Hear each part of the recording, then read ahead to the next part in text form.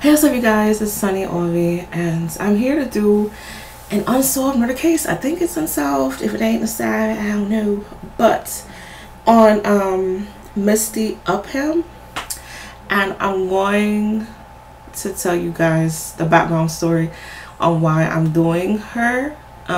So yeah, but like I said, I don't know if this is unsolved. If it is, and oh well. But I don't know anything about this lady. On the night of January, I have her saved in my phone because I had to screenshot her information. But around the 19th of January, I had this weird dream that I was in school and there was a teacher. She looked either Native American or Latina to me. Hair was in a bun, and she gave everybody a book assignment. My book assignment was on a book called Misty and the Bear, and it was by Mary something.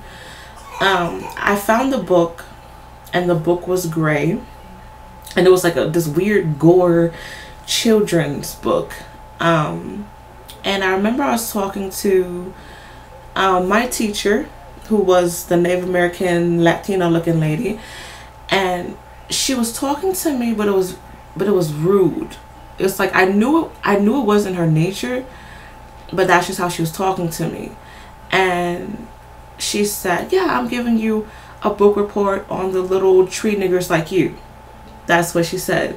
And I was like, "Oh, okay." And that's all I really remember from the dream.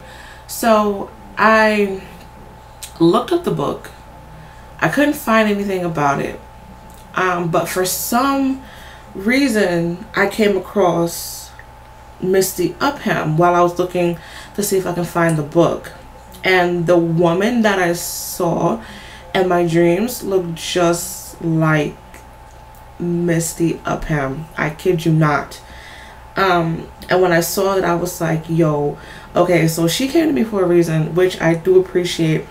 I hope it's not too late, because like I said, I had this dream around the 19th of January, and it's like the 6th of February.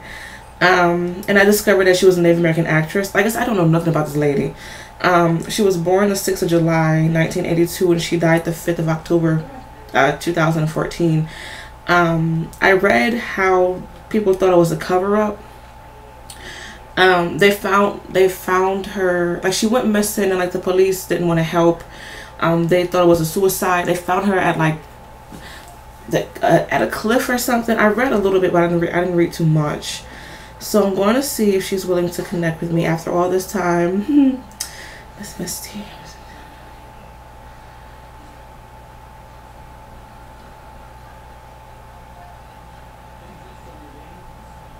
I don't know if she liked alligators, or if she was recently sick, or if she saw alligators. Maybe she had the personality of an alligator, like very snappy, had her eye on the prize, very quiet, but once it was time to get what she needed to get, she was, ready to charge. Because she keeps, whoever this is, keeps showing me a picture of an alligator in bed. Or maybe when she was a child, she had a favorite book about alligator being in bed.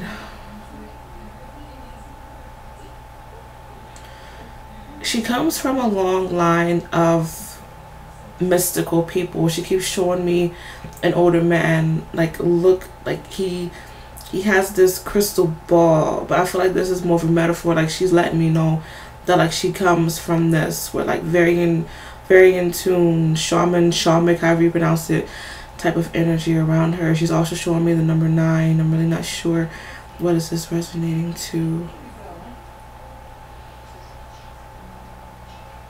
There's a possibility of her being into gore things, being into like maybe the creepy side of life, appreciating death a little bit more than other people. Maybe she enjoyed Halloween. I'm not sure.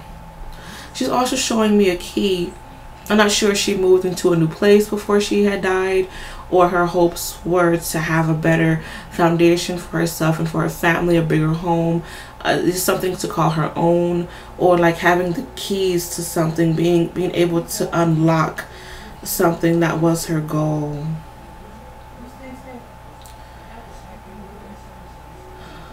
I'm also picking, okay, she was given roses or some sort of flowers before she died. Because she keeps showing like her smelling the roses, like her smelling flowers. Or maybe, you know, she tried to be positive about each and every day. But I keep, no. She was given roses.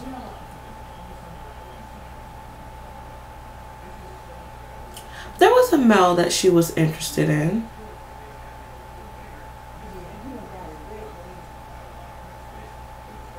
I keep picking up on like the names Drew and Adam for some reason. Like they know of each other.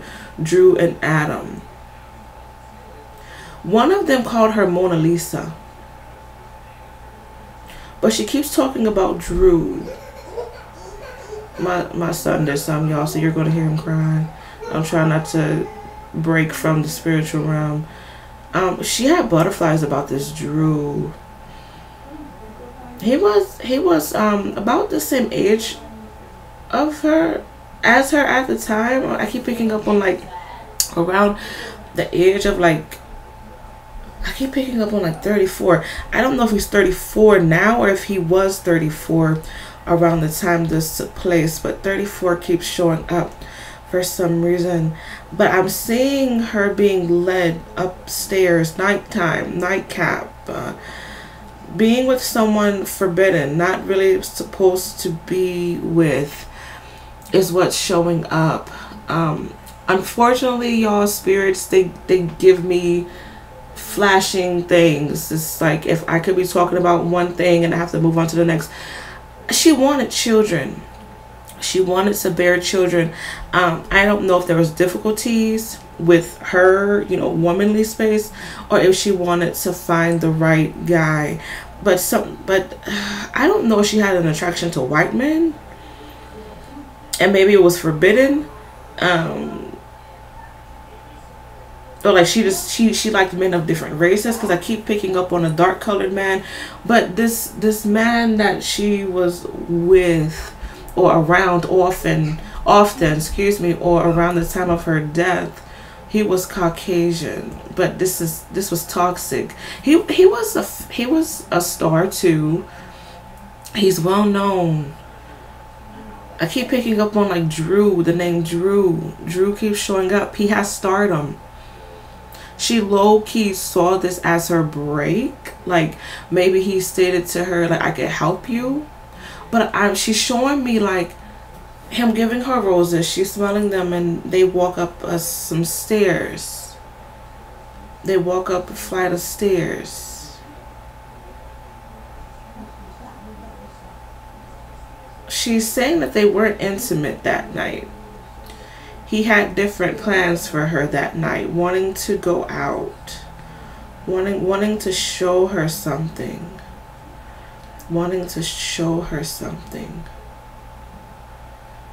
I'm not sure if she was talking to two different men at the same time, and there was this sense of jealousy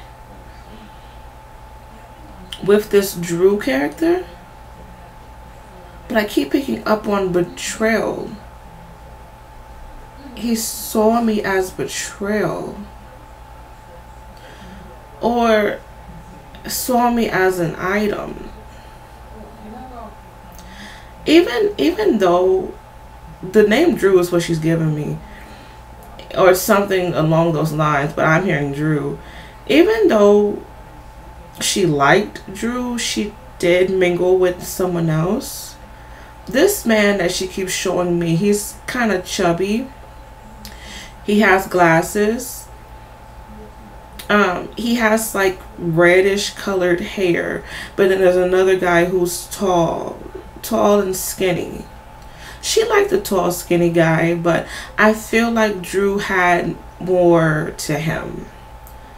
either he was whining her and dining her a bit more. He had more to offer her. But I keep picking up on this sense of bribery, like I can give you what you want kind of deal.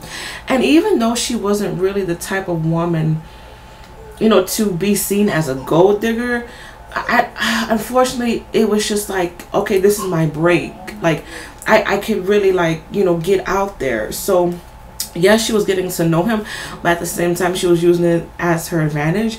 And I feel like even though this Drew character was attracted to her, it was he's racial. He's racial. I keep picking up on like this taboo, like this forbidden thing, whether it was from him or for her, but I feel like it was from both of them. I feel like with her, maybe her community felt like, no, you shouldn't be with a white man because of how the shit is, whatever. And with him, it was like maybe he came from a racial family. But once again, I feel like he's big. He's big. He has like Celtic, like true traditional Irish roots. I keep picking up on like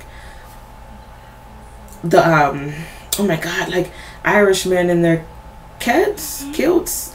I'm not trying to be offensive or anything, like the little skirt thing, and like the instrument where like the traditional ceremony. I'm seeing that. So he comes from that background. Not saying all Irish Scottish people are racial, not saying that, because some of y'all beating y'all's asses about shit. I'm sorry, she doesn't like to cuss too much, so, but darling, that's how I am, so not trying to be funny. But she's saying she was flattered by him. She was flattered by the things that he was doing for her, but it was like a secret. They were each other's secret, or it wasn't like they weren't really out like that. But once again, I keep picking up on this rage with this Drew man. Like, he was acting very out of character, unfamiliar to me, is what she's saying. Wanting to go out. She felt like the whole time like they were being watched, or like she just felt uneasy about everything.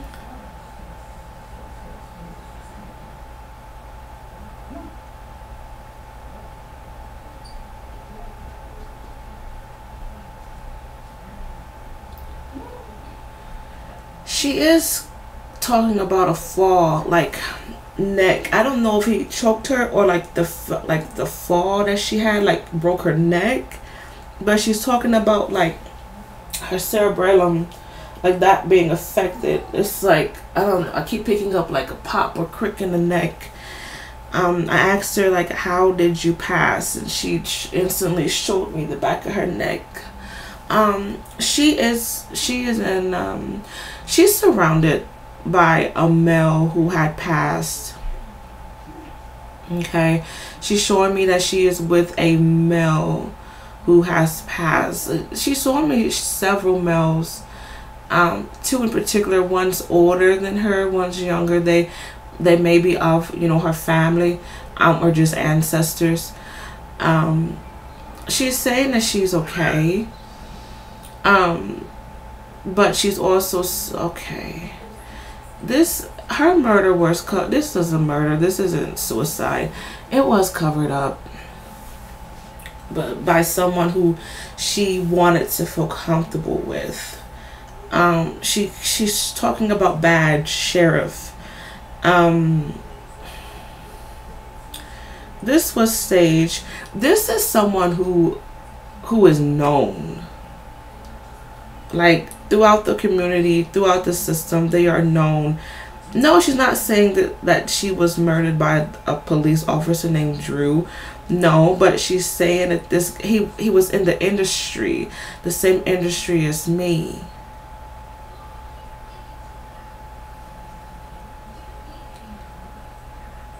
But I keep picking up on the name Drew.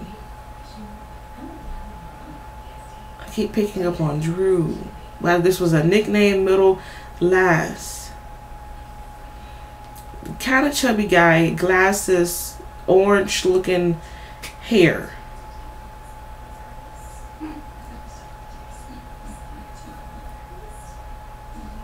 But she saw him as funny. He was funny. He made me laugh. And once again, he called her Mona Lisa. Either him or the other guy called her Mona Lisa, because she keeps talking about this Mona Lisa thing. But the reason why he did it was because he went into rage that she was talking to another, possibly thinking about leaving him, or he felt like, even though he was using her as as a fetish, because she was of a different race, he had a big ego, and he didn't like being rejected. He didn't like feeling as if he was being used. He didn't like that at all. And I just feel like it just happened. He low-key planned it. I feel like he's a weird guy. I feel like he's into Satanists in a way, like causing pain upon others that makes him turn on. I wouldn't be surprised if he's into like extreme S&M. I'm also picking up, like, I wouldn't be surprised if he's into bestiality, whether he's watching someone perform sexual acts on an animal. I just feel like he's into some weird stuff, low-key.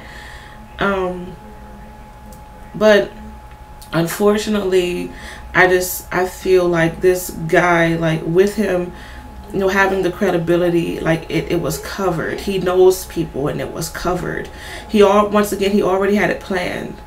Like, when it happened, he called and was like, hey, I did this, so, take care of it for me. Take care of it for me.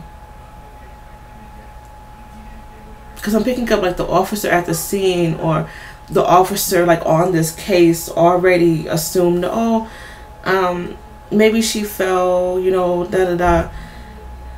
Something about looking for me. Family. Yeah, I read that. Family was looking for her. She went missing. And something about, thank you for making me remember that. Something about the family was looking for her because they haven't heard from her, and the police were like, oh, she doesn't fit the description of a missing person, so there's nothing we can do about it. Once again, it was already covered. She's saying it's a cold case. It's a cold case. It's going to come out years from now. For some reason, someone is going to snitch, but it's like when everyone is dead. When everybody is older, like, it's going to be long ass time for this to come out, and for somebody to kind of slip up and say, hey, I know what happened to Misty, or whatever the case may be. But yeah, she had a feeling that something weird was going to happen, but she didn't think that she didn't want to believe it. I keep picking up on, like, her being shocked, and it's like she's looking in the eyes of evil, because when it happened, he was like he just pushed her. I don't know, like, she felt cornered. She felt cornered by one man. She wanted to get away. He took her to that location for a reason.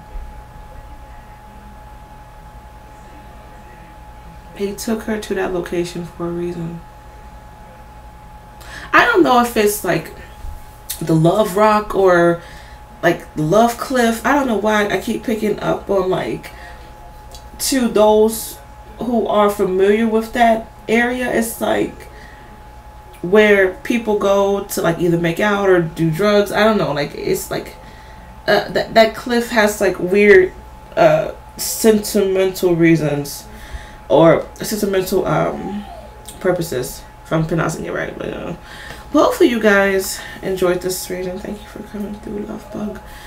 Good luck with your journey, love. Sorry, I was talking to her. But yeah, hopefully you guys enjoyed this. Hopefully it made sense. Yeah, I just had to read for her because, like I said, she came to me through a dream randomly as hell, and I don't even remember how like her name popped up when I was searching for Misty and the Bear, you know, the book that I was doing a report on in my dream. So yeah, well, hopefully you guys enjoyed this, and I'll see you guys next video. Bye.